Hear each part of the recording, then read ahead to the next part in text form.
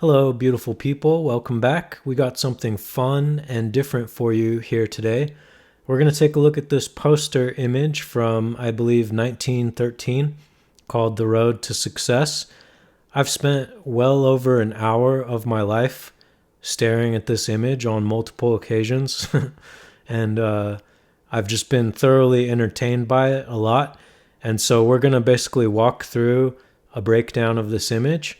And I'm sure I'm not the first person to do this. I'm sure a lot of people have done the exact same video before, but I don't give a fuck. We're going to get into the things I like about this and really just break the whole thing down. To start with, I asked ChatGPT for the source because I couldn't remember. I'm not going to take the time to verify every last piece of this information, and I know that ChatGPT can hallucinate things, but it's called The Road to Success, originally published in the October 1913 issue of the Etude music magazine.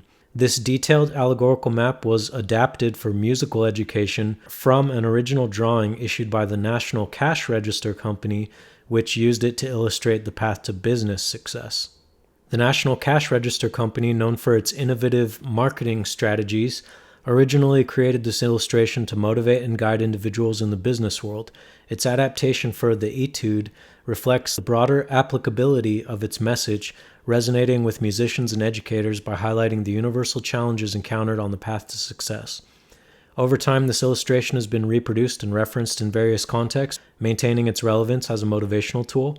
Its detailed depiction of the journey to success continues to inspire individuals from all different fields, reminding them of the obstacles to avoid and the virtues to uphold in their personal and professional endeavors. And so right off the bat, an observation is like, it's kind of shocking how relevant this illustration is to this day. Like, the world has changed so much, and a lot of business advice has become completely irrelevant from the past century, like with the advent of computers, with the advent of venture capital. Just so much advice and anecdotes for how best to live your life and stuff is just completely irrelevant now. And I just find it, and it's really remarkable that this could be all the way from 1913. It still reveals so much truths about human nature, really, and the path to success, whatever that path is. It's really whatever you define as success. This could be about financial success, relationship success, spiritual success. Like, it's so widely applicable. And of course, I love the art style on top of that. The fact that somebody had this idea to put this together to begin with and conceive of it this way. But another thing that I love about it personally is like every one of these detours on the path to success, by the time I was age 40, so I'm 42 now. By the time I was age 40, I feel like I have personal experience, and in many cases, multiple times personal lived experience about each one of these little detours and pitfalls on the path to success. I feel like I've either personally gone through the pitfall myself or been very adjacent to it and watched all the people around me fall through these pitfalls. And so if you're watching this, if you're 18, 19, 20, whatever, if you're just starting your life as a young adult and you're just starting your business life, it's just funny. You have whole different conceptions of how your career is going to go and how your life is going to go.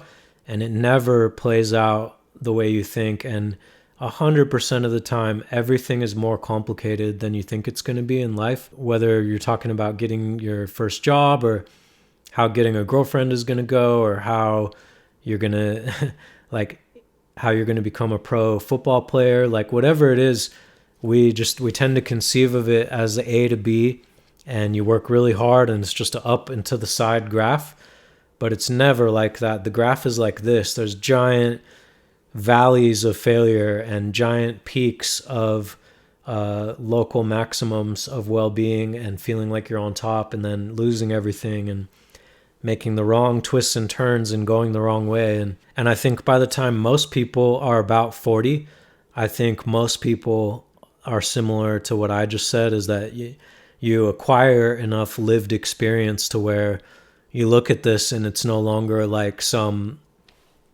mysterious roadmap. It's more of like, oh yeah, okay, like, yep, I've lived that. Yep, I know what it's talking about. So let's jump right in on this journey. Come along on this journey with me and let's start on the road to success. So here we are. Everybody starts out in life on the road to success. And before you even set foot, before you even enter the gateways of the road to success, you're coming with all of your baggage, whatever you've carried before. Look at this guy. He's trying to bring a whole, whatever that is. It's like a piano or something. Other people are excited and maybe unprepared. She has nothing. She has no luggage at all. You got this guy. It looks like he means business. He's got something packed. Something very specific is packed, and he's dressed for the occasion. He's dressed nice. Then you got, this woman. She just has her little whatever purse. Probably not prepared, honestly, for the road to success. This guy, probably going to be too heavy of a burden to make it on the road to success. These two ladies, they're just arm in arm, like it's going to be a walk in the park. Like, oh, let's go check out the road to success. And then you got like this guy. He's got his lunch packed. He is just like marching forward. He is like ready for it. This guy's just going along because this is just what you're supposed to do. He's not necessarily dressed for the occasion. He's just kind of trotting along.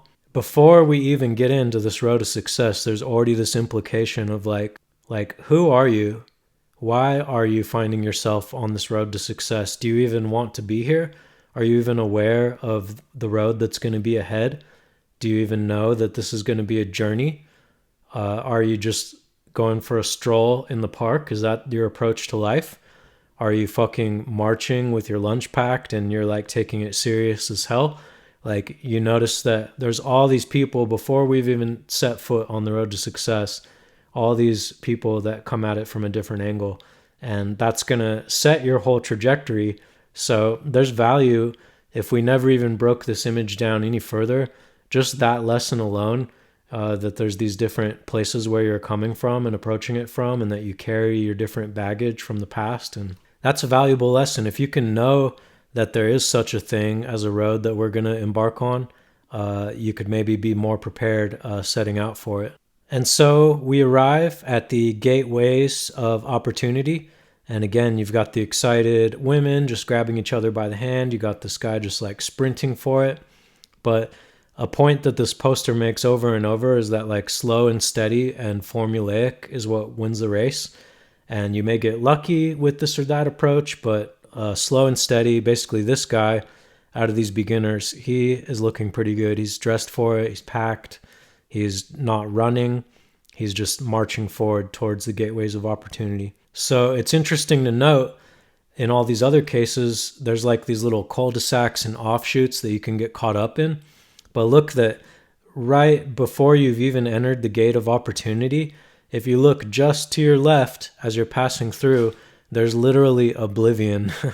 Like, not only are you not going to make it on the path to success, if you just look too long to the left and you just take too many steps over to this cliffside to look over into the cliff of oblivion, you can literally fall. So this is things like drug addiction or like getting involved with the wrong people, never getting past like the church group that you grew up with, and just getting sucked down into like a nothingness void. Or honestly, just like negativity, just not overcoming cynicism and not even being willing to start out through the gateways of opportunity and just falling to oblivion, like losing it all, getting drunk and crashing your car over just like one night of having fun. You can lose everything. And so I like the placement of that, oblivion. It's literally, you could not even pass through the gates of opportunity and you could already lose to oblivion. So we pass through the gates of opportunity, and so we're on the road. It feels great. All these people, they're feeling great. They're excited. They're sprinting. This guy's really sprinting. He's trying to pass everybody. And the majority of people, it's attractive to see, oh, there's such a thing as the right system, and it's a railroad station, the way it's depicted here. And this is saying that, yeah, there's a lot of ways, there's a lot of circuitous paths you could take on the road to success, but for most people, for the general public, if you just want to eventually arrive at some definition of success, for most people, the general public, the best way that makes sense is just go through the railroad station, buy the ticket, wait for the train to arrive, and sit on the boring train, be a boring, normal person, and just ride that train down its tracks all the way up the mountain. This is now called into question, in my opinion, these days. Is there a right system? Is there a railroad straight shot to success anymore? Like, we'll get into that later. I'm not actually that convinced of that anymore. I think it still exists for some people. Some people still have access to enter this railroad station, but if you've been systemically oppressed, or you're from a different country, or you don't have the opportunity, you may not even have the railroad station to walk up to get on board the train to success. So, and then just to the right, you've barely even started on the road to success, and you've got the bohemianism cafe here, which is just sitting around, and this is like people who are obsessed with like keeping up with the Joneses, and gossiping. And did you see what this people did? Did you see what they did? And this is like people on Instagram right here. This is Instagram right here. Is this whole cafe is just creating a fake persona of your life to impress people that aren't really your friends, and to catch up on gossip. And when you're in this little patio cafe, everything feels quite exciting. It feels like, oh man, we're on the road to success. This is so great. Like, we're all so great. We're all part of like such high society. We're all enjoying life so much, and I've got people like waiting on me. But is it really? Like, in reality, none of these strangers and people you're mingling with and this gossip, none of it fucking matters towards your true goal of success. And all you're really accomplishing is wasting all of your time in gossip and caring about what other people are doing. And you're spending all of your money on getting this waiter to wait on you and bring you food and drinks instead of getting it for yourself. For a lot of people, this can be a pit stop. I fully relate to this. Like, I've spent a lot of my years sidetracked by this. I do think I've fully escaped it now. I don't feel captured by this at all whatsoever anymore at 42. But in my 20s, at like 22, 25, 28, like, I was very captured by this. And I thought, while I was in this bohemianism, I thought I was on the road the whole time. But in hindsight, it's like, oh, I wasted a lot of time and effort on shit that really just doesn't fucking matter, and it did not put me any closer down this road. And really, the game here, the game in life, is getting your ass down this road. Anything that's not marching down this road, like this guy, is just stalling, and it's not going to get you there. Next, we've got this little corner on the road to success, the Always Right Club. So maybe you've overcome the bohemianism, you've overcome the gossip or whatever, and now you think you've seen enough. You've heard the gossip of these 8 or 20 or 100 people in this little hipster cafe. You think you know it all. You think you've seen it all. I'm always right. I don't need a system. Fuck the train station. I'm on the road to success. I'm going to find it my own way. I'm a born genius. I don't need to practice. And once again, just from personal experience, I've been here.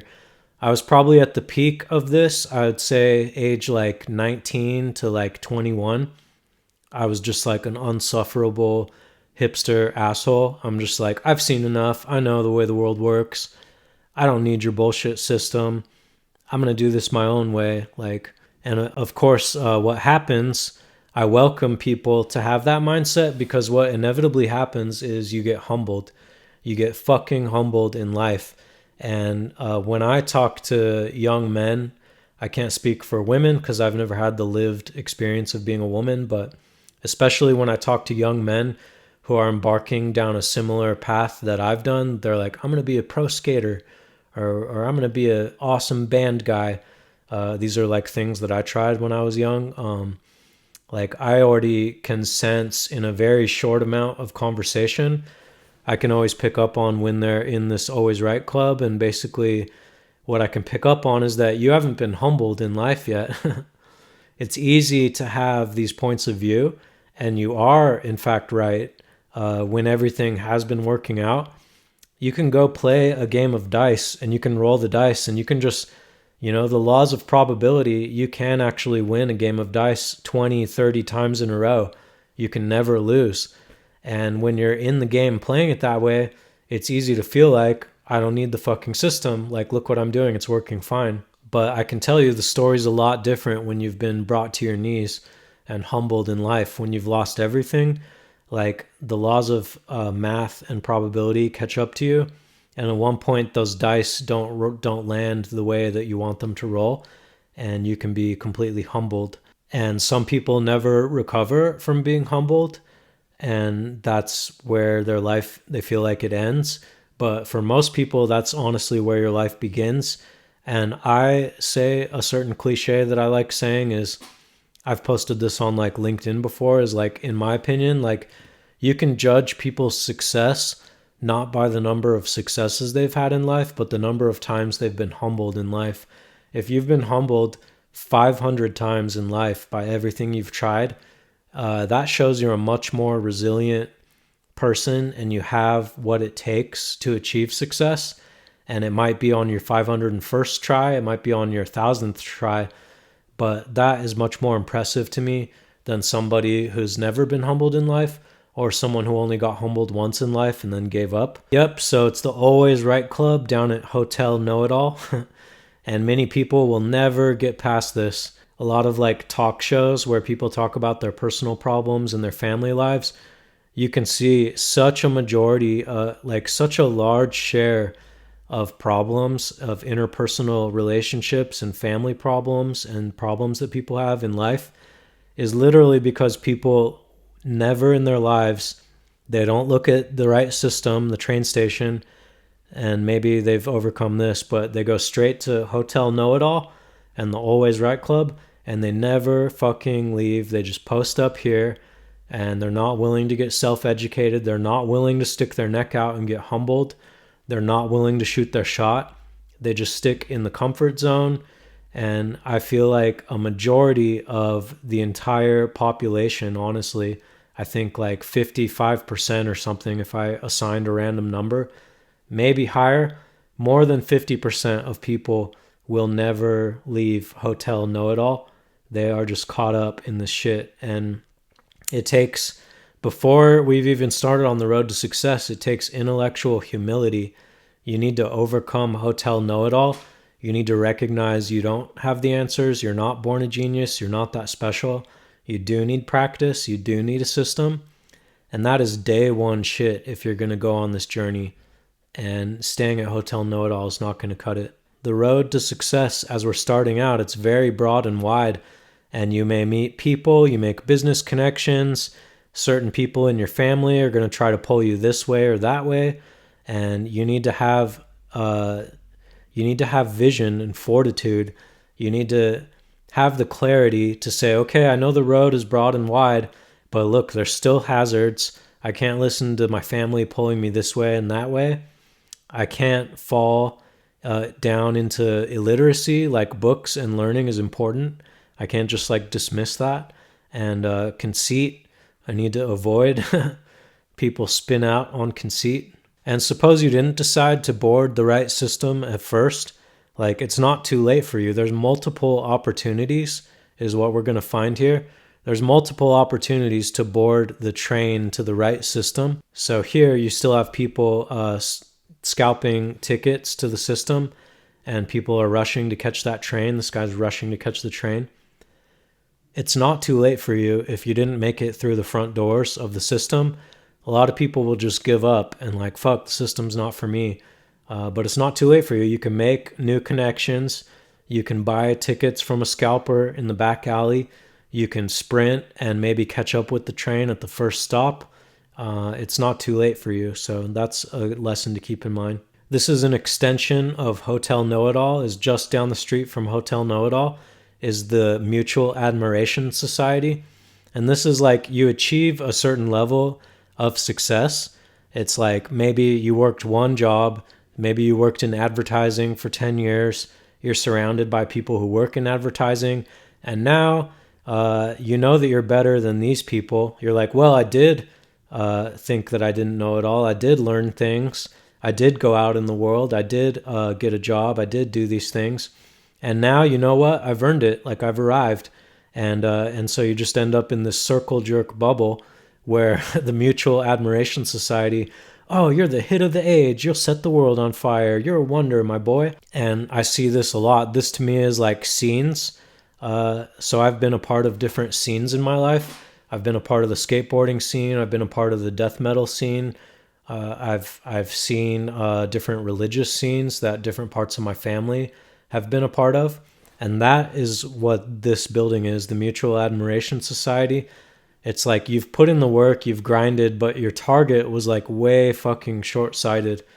You just thought, oh, I've arrived. I did something, and now I need to earn the credit for it. And so now this I identify with, like, this is like my 20s when I used to like buy into the idea of scenes and like getting peer approval.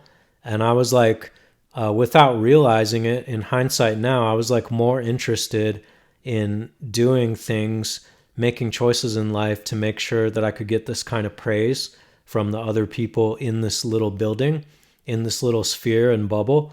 I was more interested in receiving that praise than thinking about the bigger picture, about like, bro, we've got a long ways to go on this path. Like if I think this is all there is to it, like I achieved some degree of success like in the ad agency world and some degree of success in the skate scene, and I could have just stopped there and just received that admiration, but like that's not true success.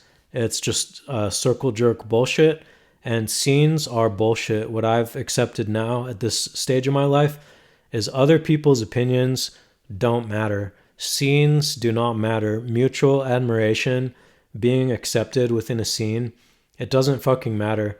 And there's psychological studies that show over and over that when you are part of a scene, everybody's psychology, there's an in-group and an out-group, and everything you do gets evaluated by the in-group as how much it makes you belonging to that in-group or not. And so psychological studies show your in-group behaviors get more extreme when you're part of a scene. So if you're part of a church and it's kind of a little bit on the conservative side, your beliefs tend to get more conservative because you're looking for that mutual admiration and that acceptance from the in-group. And if we look at the people who've made it all the way to the roof of the Mutual Admiration Society, like the people at the very top of it, what are they doing? They're blowing hot air. I love this one.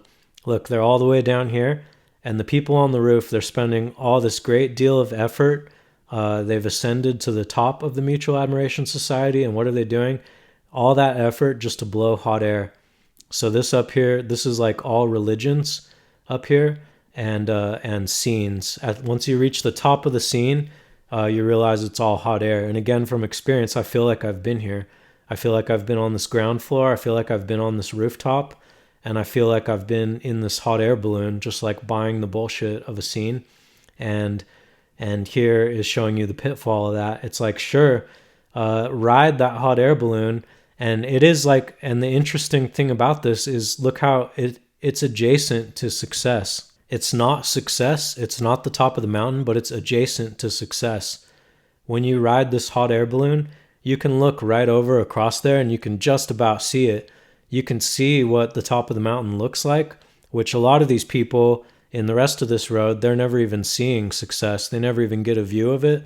You can ride a scene, and within that scene, you can experience a local maxima of riding the hot air and the bullshit. And it can feel as if you've reached success, but it's not success. And this is showing the pitfall there. Is just as easily as you rode that hot air balloon up, you can be this guy and you can fall to your death, literally to your death. Like you can literally go so hard on being the most accepted scenester in your church, in your metal scene, in whatever it is, that you can like destroy yourself by chasing this kind of clout. So you've made it through the gates. You either went through the front door of the right system, or you kind of wasted some time and fucked around and eventually found your way onto the right system, or you still were oblivious. Like, see these people, they're still just arm in arm like it's a Sunday picnic in the park. They've made it this far, but they're not prepared. There's no bags packed. They've got their Sunday hat on, and they're not trying to board the train. They're just plodding along. Some people are like, fuck the train. It's sitting there idle at the train stop. and I can run faster than that because it's just not going anywhere. So let's just like sprint. He's just like pointing excitedly. He's like, let's go. This is the way. People are literally willing to risk their lives jumping in front of a train, sprinting across train tracks. And because people aren't thinking clearly of like, okay, we're getting all the way up this mountain of success. What's a good, safe way to get there? Like most people just react impulsively and emotionally. And it's just the next thing in front of your face. Well, the road goes that way. Let's go that way. Like run. Like they don't think like, oh, well, maybe we should backtrack and like get a ticket to the station. People just react impulsively and emotionally about what's right in front of them. And so that's like really brilliant how they've placed this, the vices and your bad habits. So this is like your drug addictions and your bad habits, personal flaws you might have that you're not willing to like work on. Like maybe you're an asshole to everybody, or you're really messy, or whatever it is, you're not nice. These things are all overcomable. Smoking, like you could get this far, you could get a good deal of the way and overcome all this stuff on the road to success. And yet you could like not quit smoking cigarettes, and you could literally just see these people, they're getting annihilated. Like this is not just sliding down a cliff and into the river. This is literally like annihilation. This is like the hand of Satan just scraping people along. You got people upside down here. Like they're not coming back from that. You're not coming back from lung cancer. So it can just take, and that's what is illustrated here. The hand, the sliding hand, it's not that you're falling off a cliff, it's you're being taken. Like you can have a cigarette addiction and an alcohol addiction, and it will just take your life away. And similarly, your bad habits, they can be overcome, but it takes work. And a lot of people are not willing to put in the work to overcome it. You're running round and round on your cycle of bad habits, and it propels this fan that just blows you right into oblivion, right off the cliffside. If you're an asshole to everybody, if you're a bad listener, if you never work on your interpersonal skills, whatever it is, you're not going to get anywhere. You're going to bring yourself to oblivion. And in some cases, if you have really bad habits, this fan might be spinning so hard it shoots you over into this funnel. And look at where this sends you. This sends you into a box of bad reputation. And what's crazy is there's no way out of the bad reputation. A lot of these other paths, you have a chance. You can fall off in a lot of different ways. You can fall off in bohemianism, but there's always a chance you can still get back on the path. But if you fuck up your reputation bad enough, if you just do nothing but screw people over, like eventually it's going to catch up with you. And this is what it feels like, is your back's against the wall, you're in the corner, and you'll be stuck in a box. No one wants to work with you. So this is, in a way, it's worse than oblivion, because maybe then you can be reborn and start over. But here in a bad reputation, like how do you recover from that? You're just in solitary confinement, and you have to live with yourself. You have to live with yourself in your bad reputation. And yeah, it's like either your bad habits lead to your bad reputation, or you can just make one wrong move and fall down the trap door of bad reputation. So you were doing everything right. You got this far on the path, and then there was like one shady businessman who wanted to like scam people. And you're thinking, well, maybe I can get away with it just this once. It's like, boom, trap door, boom, bad reputation. Now you've got it for life. So even 3/4 of the way up the path, we still have people just playing in the tracks who are not trying to get on the train. They're going back and forth over the tracks, risking their lives. Then once again, it's much like Hotel Know-It-All, but it's charlatanism. So I think Hotel Know-It-All is more like people who really know absolutely nothing and think that they know everything. Charlatanism is people who know some things and they've gotten some way down the path of success, but they take that to mean that they know everything. And in bad faith, they do things in bad faith, claiming that I'm the best, I know it all, listen to me. And once again, you kind of just fall down to oblivion here. It's not clear where you go from there. Maybe you had to do it the hard way. Maybe you had to walk all the way this far on the path. But it's not too late. It's like there's still the gateways. Everybody, if you've overcome all this other stuff, it's pretty safe to say you still have a chance. You're on the path to the right system. But don't give it up now. and just follow the signs. Like, try to do the right thing, follow the signs. So you've overcome just the basic level bullshit. And yet on this road to the system, look what there is. There's things like fake trains. You can buy a ticket to this train. Yeah, I got the ticket to the train. Yeah, I'm on the system. Yeah, I'm riding down the tracks. Like, it's all good. I'm on the path of the system. I'm on success. But really, there's so much of this in life, and I think there's more than this ever in 2025 than there was in 1913 when this was illustrated. It's like, be wary of, there are many illusions that look like you're on the right track and you're on the system, whereas you're not. And so for me, I'll take this back to like when I started my career in tech. I went into, it's hard to get a programming job with zero experience and no degree. Like, even if you have the programming skills, nobody wants to give you a chance. And so I started my tech job in tech support in just like a cubicle farm. And the years that I spent there, like a little over 2 years, I was literally on this loop. Like, yeah, I was doing the right things. Like, technically I was on the path. I was doing what everyone said, which was like, get a job, go to work hard. I was doing it all, but I was making fucking $11.50 an hour. Like, that's not going to cut it. And I was having like mandatory overtime, and it was like destroying the best years of my youth, and it was having no opportunities for growth. And so a lot of people, once again, like I would say more than half of people, they never get off this treadmill. They might be aware that there is such a thing as the road of success, but they're a manager at McDonald's for the rest of their life, or they're a cashier at the grocery store for the rest of their life. And they can never quite piece it together that, like, if I keep doing the same thing, I'm going to get the same outcome. That's the thing. And nobody's going to get you off this train except for you. And you need to do something different to get a different outcome. And nobody is in control of that except for you. And you've made it all this way. Maybe you never got a ticket to the train and you thought, it's okay, like, I'll get there eventually. I've walked the path by foot and I'm getting there. And in fact, and then you see like shortcuts and it's really attractive. You're like, wow, this is a treacherous bridge. I'm going to get run over by that train if I don't get on the train, but I can't afford a ticket to the train. So I don't know, these shortcuts look attractive. Like, what could go wrong? I'll just take a shortcut. So so you look at this and it's like, look at how much harder this ground is to cover than if you would have just walked across the bridge or taken the train. This is just a straight shot over the valley of failure. Whereas if you mess around with shortcuts, like, okay, if you're a strong swimmer and you have some amount of luck, maybe the water wasn't that cold that day. Maybe you did swim across. See, some of these people are making it.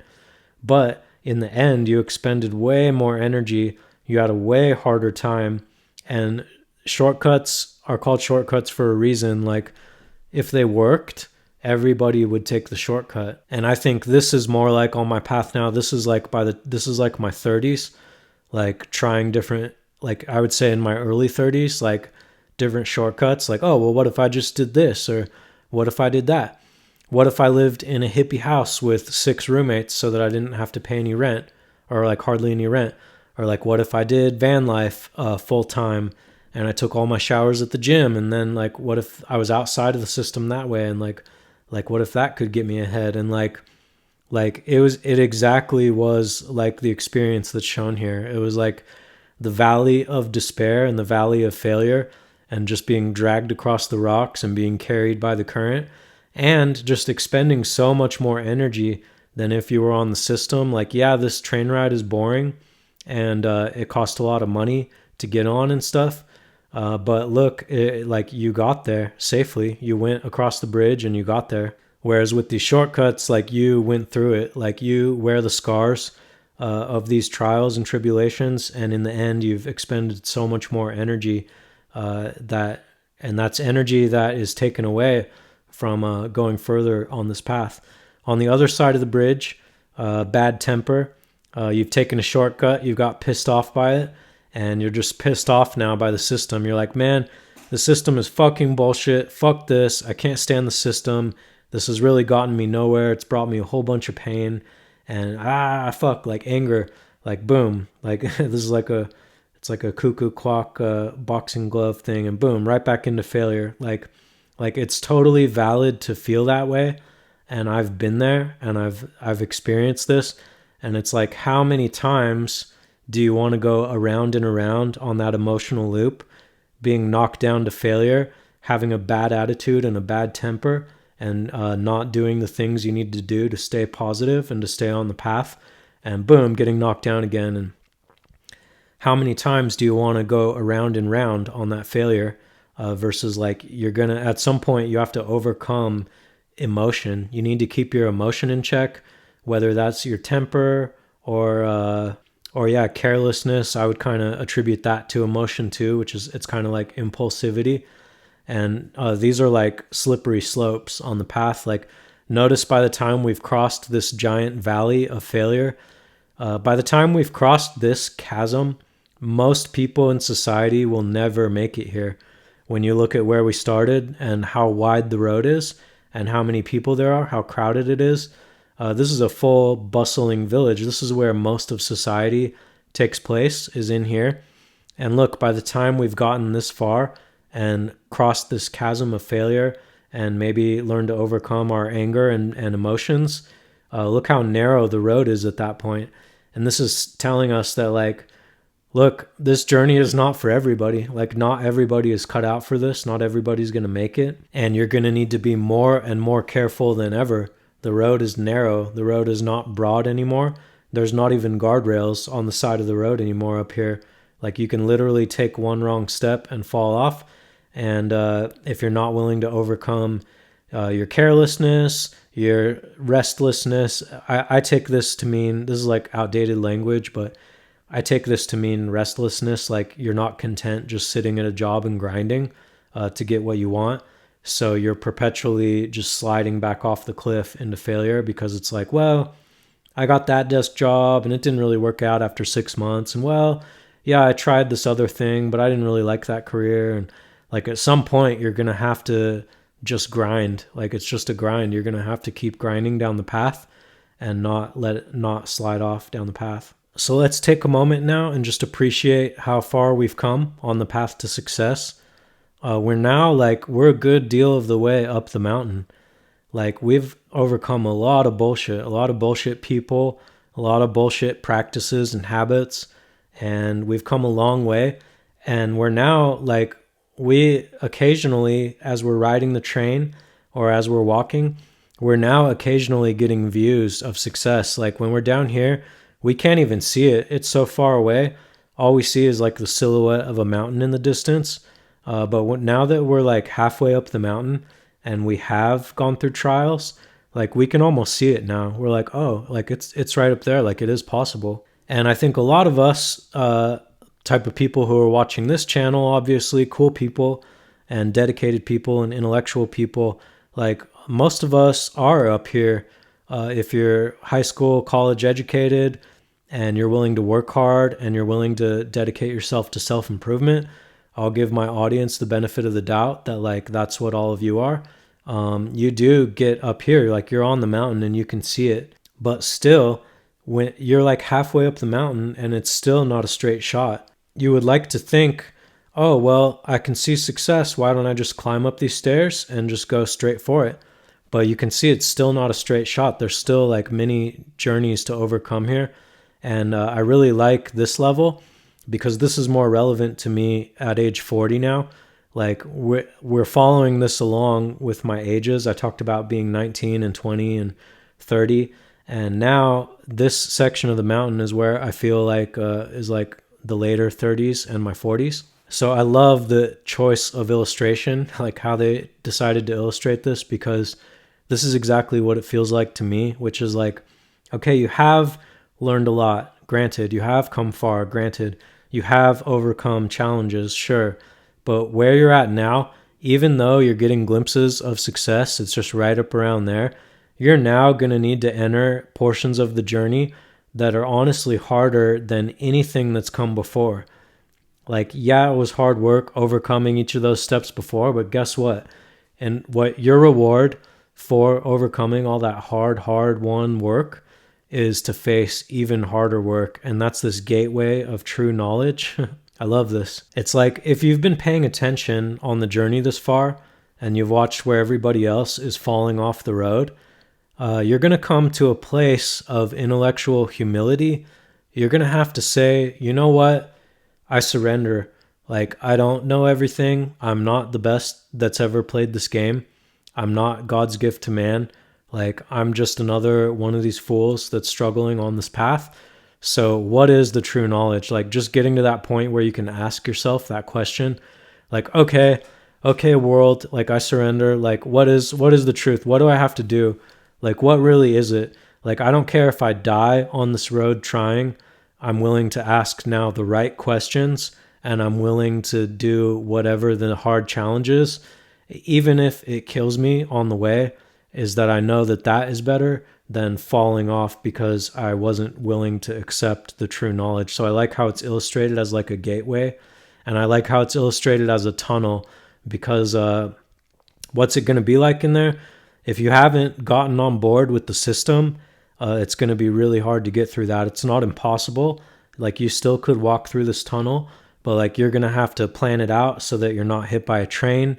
You're going to have to become prepared with a flashlight. You're going to have to maybe need an oxygen mask if you're in the tunnel long enough, because there's no fresh air. Like, this is going to be a dark, arduous, scary journey to go through this if you're not on board with the system. But it is possible. But you have to go through that fear and go through that gateway to get there. And that tunnel goes through. This is such a brilliant. Whoever came up with this is so brilliant. What that tunnel goes through is a sub mountain. There's the sub mountain here of the main mountain, which is lack of preparation. Once again, like I've been saying, these personal anecdotes, like, this just rings so true to me. I feel like I've been swept back, and then I feel like I've walked over this mountain, been completely unprepared and not known what I needed to know, and not knowing what I needed to be prepared for things. And look at this up here. There's like, they're getting into like snow-capped peaks, and here's those ladies from the beginning in their Sunday park dress, and these people, and they're not outfitted to be at the summit of Everest, like playing around in the alpine snow. Like, they are not prepared. They didn't know how hard the journey was going to be. They tried to go along the right path. They tried to just keep taking the next step in front of them. But at some point you find yourself way up on the Alps, way out of your comfort zone. You're in it way too deep. You realize you're completely unprepared. And to be honest, some people will die on this mountain. Some people will die of frostbite and not overcome this mountain, this lack of preparation. And some people may go back down the mountain and they slide off the cliff again because they're not willing to go through the gateway of true knowledge and do what it takes. Some people, okay, maybe you're one in a million, maybe you're very tough, maybe you do make it over the summit of the lack of preparation. See, there's the woman again with her Sunday church wear, and she's got both fists in the air. She's like, oh my God, I made it. I can't believe I went through the forests of lack of preparation. I barely made it out alive, and I still need to like get down this treacherous ladder. I could still slip and fall and die, like I'm not even past it yet. But you have a chance. You can get down the ladder, and there's another woman. Like, they made it, and now there's guardrails again. They're back on the system. So where are we headed next? We've overcome the sub-mountain of the lack of preparation. We've gone through the entrance of, we finally figured out how to ask the right questions. What do I need to know? What do I not know? Do I have the intellectual humility to admit how much I don't know and to seek out the people and the books and the things I need to seek out to ask the right questions and become prepared and to overcome the lack of preparation? And like I said, I love that that's a mountain on its own. It's a sub-mountain, because that is a mountain in itself. Like, this is a lifelong thing here, is the lack of preparation and the true knowledge. And where do we go from there? Once again, the road is very narrow. There are guardrails in some places. There's no guardrails in other places. And what are the detours that we could fall prey to here? Sprees. So I take this to mean, like, you may have gone on the train to success and you rode the train all the way through. You did all the right things and you had a career. Maybe 20 years long, you worked in the advertising industry. You were a marketer, whatever. You're making pretty good money. You're making whatever, $150,000 a year. You got a house, you got a car that you make monthly payments on. It's all good. But you might lose sight this high up the mountain of like what it is you were truly after on your journey. And you can easily be distracted by these sprees that just shoot you in a whole direction off the mountain entirely. You're going along, you're successful, and then you decide to get really into golf, and you decide like, oh man, when I'm playing golf, that's the only time I have fun in life. So I'm just going to spend all my paycheck. I'm just going to buy new golf clubs every month. I'm going to spend the most expensive country club golf course. I'm going to buy all the right golf gear. I'm going to or whatever. I'm going to be a cyclist. I'm going to have all the right cycle gear. I'm going to have a $20,000 racing bike. And I see this again and again. And I've fallen to minor versions of this myself. I mean, everything on this map I've succumbed to myself, but like, don't get derailed. Don't make it 7/8 of the way up the mountain only to go like, I'm balling, fuck it, we ball, I made it. I'm eating Chinese food every night, I'm balling out. Like, just spending all my money, I'm going to live like a rapper. Like, boom, it's just going to shoot you off. And who knows where you'll land. Maybe this shoots you on the springboard. Maybe you land here. You meet someone else and you're able to overcome it again. Or maybe it shoots you off and you like literally slip all the way into oblivion, into financial ruination.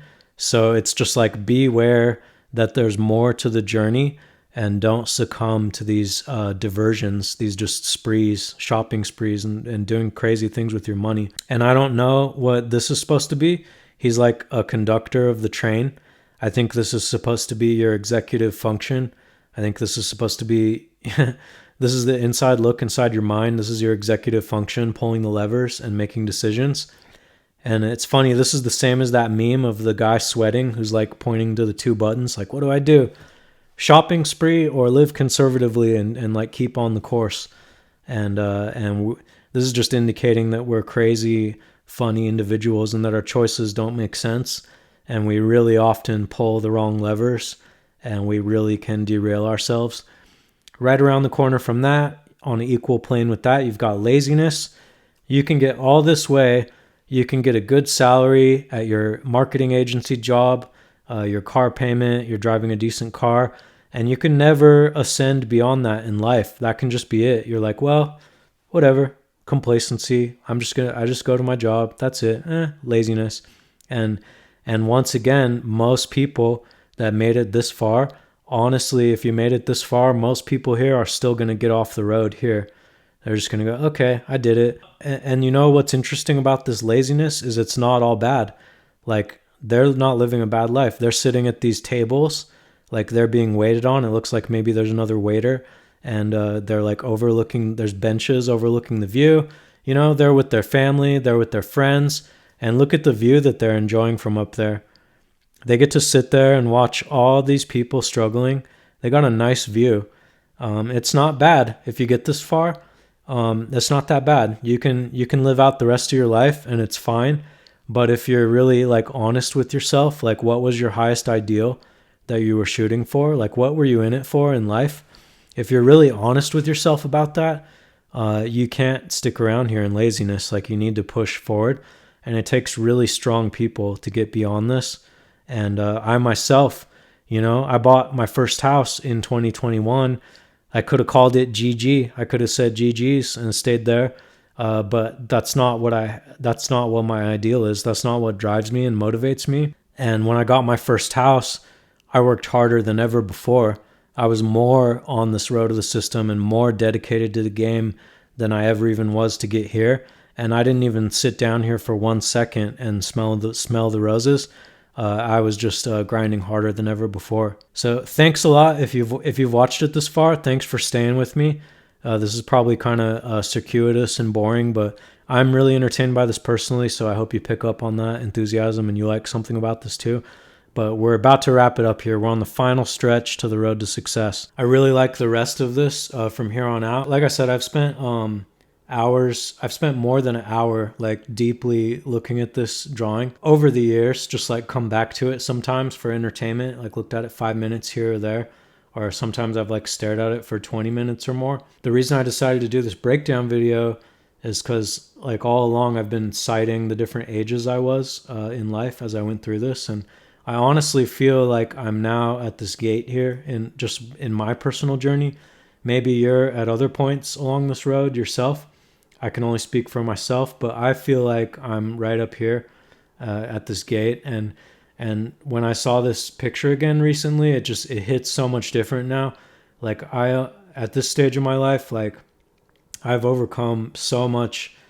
Like I could tell little anecdotes about all these places along the way, like ways that I've fucked up and bad choices that I made, and dumb things I did that just really cost myself from getting to my goals. Maybe other people reach this stage when they're 25 or 30, but for me, I'm 42, and this just hits totally different looking at this now. It's like I'm a multi-property owner. I own 3 houses.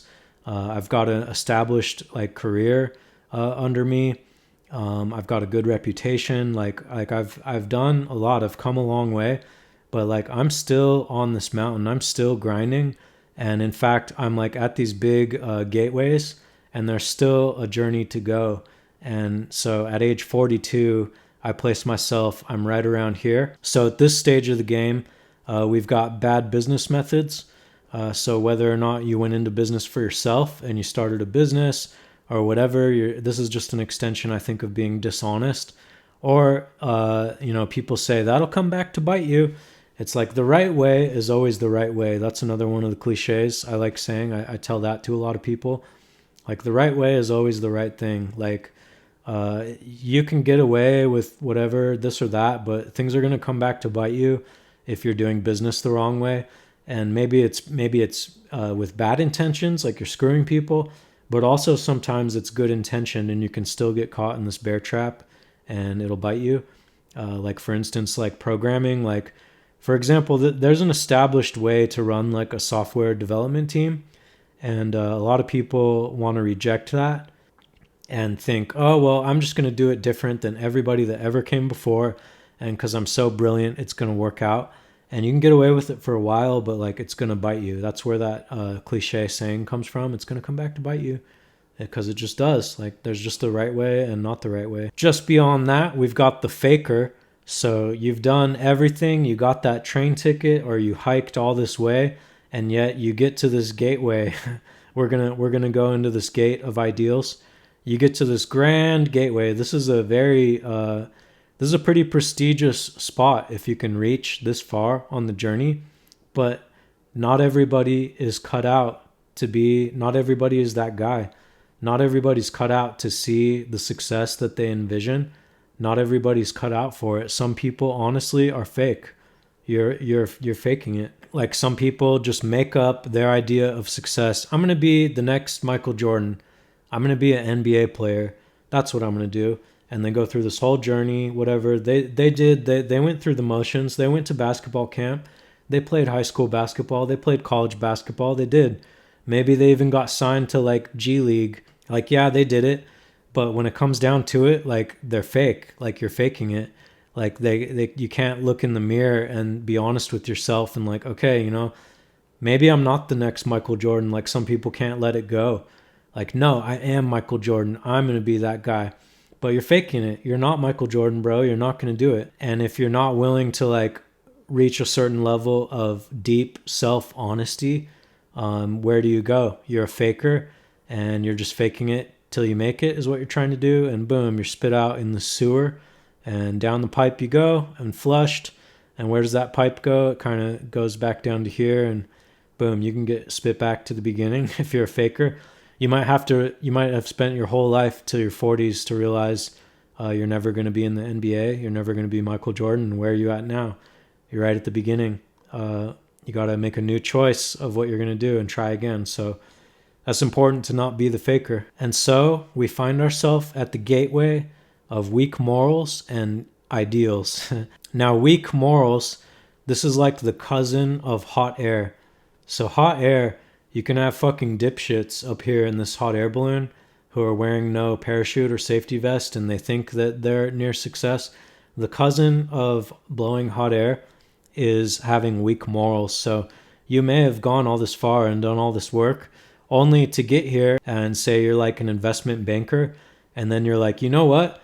We could make more money if we have predatory mortgage loans, and we can make all these poor people, we can adjust their variable rate interest rate, and we can screw everybody out of housing. Meanwhile, like laughing all the way to the bank on these foreclosures, and we can artificially inflate property values, and we can play all these shitty games. Or like you work in health insurance and you're the health insurance CEO, and your whole wealth is built upon screwing everybody and just being the worst piece of shit, screwing everybody, and not being good natured, not being kind, and not helping people. And so this is the cousin of blowing hot air, is you can ride that elevator all the way to the top of weak morals, but it's only ever going to get you this like an artificial tower. Like, did you really achieve success? Like, yeah, you're on the mountain, and yeah, you're really high up, just like hot air. You're on the mountain, you're really high up, you've got a good view. In fact, you're above nearly everybody. Like, everybody's below you at this point, but where have you really achieved? You've come all this way only to come all this way. You didn't live up to your ideal of what you could have been. You took the elevator of weak morals. And once again, it has the capability of destroying some people. Some people might live out their happy little lives up here in screwing people over, but it'll destroy other people. You know, some people might hit their balls on this fork in the slide and die. Some people just get spit off down into oblivion. Maybe they get kicked back down. Their company goes up in flames, and now they have to start over from here. Some people go all the way to the beginning. And you got to pick a whole new career path and try something whole entirely different. And of course, the gate of ideals. At this point, you've come a long way. You understand the right questions to ask. You're willing to have intellectual humility, and you're willing to grind, and you've come this far. And now at this stage, if you're honest with yourself, you start looking around, and you're like, you know, there's not very many people walking on this path anymore, and that train is like way far ahead of me. That train is like hauling ass up this mountain, and I'm over here saying, wait. See these people? They're all like, wait. They got their arm up. Everybody's like, wait. And at this stage, when you've come this far, you now, if you're someone who like rejected the system before, and you always thought you were going to do it your own way, you can reach this point where now you're like, wow, I really get it now. Like, people that got on the train station way down here, like, I can see it now. They're actually like lapping me in the end. I might have been ahead for a while, but that thing is steaming ahead just as strong as when it left the station, and they're way the fuck up the mountain now. And I'm back here saying, wait, oh man, I wish I could have caught that train. Like, I'm exhausted, I'm thirsty, I'm tired, and people are on this train and they caught it, and you can get really bummed out that you didn't catch that train. So I really identify with these folks. And this is basically me. This is basically me on my life right now, is like through the gate of ideals. I've got the right ideals. I've got the right drive. I've learned the right lessons. And I'm like this guy. I'm like desperately right at the caboose of the train. I'm like desperately sprinting and trying to just like grab onto that rail and like try to ride this train the rest of the way. This is me right here. And yeah, so the gate of ideals. If you've come all this way and you don't have a clear ideal, like, there needs to be some ground bedrock to your life of what you're shooting for and success. And you should be able to wake up and say it in the mirror every day. And if you can't form a coherent sentence of what those ideals are for you personally, you're not going to make it up this mountain. It doesn't just happen. You need to intentionally go through the gateway of ideals if you're going to have a shot at getting up the rest of the mountain. But it's pretty self-explanatory where we go from there. If you're on the right path to success, it's not like an arduous step-by-step hike. You can get on the train tracks. It's going to be a long journey. It could take your whole lifetime, but it's achievable, and you're going to have to overcome all this bullshit to get there. I don't know the symbology behind like the harp. I could probably dig into that and learn more about why they chose that. But I just take it to mean the top of the mountain. Like, it kind of looks like there's a city up there too. And this is showing you that it is possible. This is when you go on YouTube and you see people who are doing exactly what you want to do. You don't have to be jealous of them. You can just use that as fuel. This looks like a skyline of a city up here. It's like, it is possible. Like, people have done it. You can read a book, you can read autobiographies, you can read articles, you can watch YouTube videos. You can literally see with your own eyes people have done it. People have been able to create their own definition of what their success is in life, and it does exist. Most people aren't going to make it. Sometimes it's your fault, sometimes it's not your fault, but there is kind of a way to get there. There is a formula, and this illustration outlines it. And success is not one fixed thing. It's not the same thing for everybody. You're going to have to define it yourself, and it's a whole village up there. There's room for everybody. And this has been the road to success. And I hope you got something out of this and enjoyed it. Please smash the subscribe, smash the thumbs up. It helps with the algorithm. Come back. I like breaking down artworks sometimes. That's some of what I do here. There's also programming content and skate history content and personal biographical stuff. And I might even do vlogs sometimes. That's what we do on the Sean from Portland channel. Thanks for watching. And please come back. Drop any comments that you want, anything you have to add to this. Love you guys. Bye. Okay, I'm tired of doing things that I don't want to do, and I want to do things that I do want to do. I just want to have fun. I just want to have fun all the time. I don't want to do things that I don't want to do anymore. I don't want to do, I want to do what I want to do. I want to have a lot of money, and I want to buy things that I want to buy. I want to eat good food, and I want to have fun. I don't want to do stuff that I don't want to do anymore.